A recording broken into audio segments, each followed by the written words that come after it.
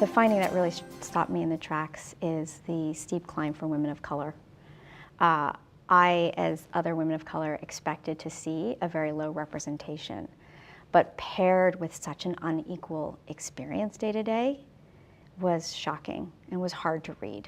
It was hard to read that women of color systematically are less represented, less supported, and given less opportunities. We looked specifically at how women of color, so that would include Black, Hispanic, Asian, Latina, and then there were others in there as well, that group versus white women. We know that women of color are the most ambitious, but the least likely to succeed. We also know that while women overall report that they don't have meaningful and regular interactions with senior leadership, Black women in particular are the least likely to have meaningful interactions with senior leadership. We also have some interesting learnings about where they go if they leave a company.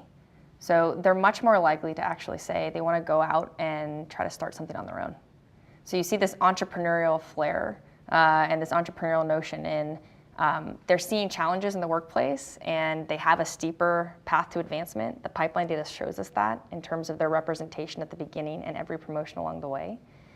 But then they also have an acknowledgement that maybe they should go and create something on their own, which we think is some really interesting energy and an interesting finding from the report this year. For companies that really want to address diversity more broadly, it's of course about gender, but it's also about a broader conversation on inclusive work. You need to think about targets and tracking and progress, not just for women as a whole, but for the intersectionality of women and race to make sure that you're actually hitting the progress you really want to make and that you're aspiring for.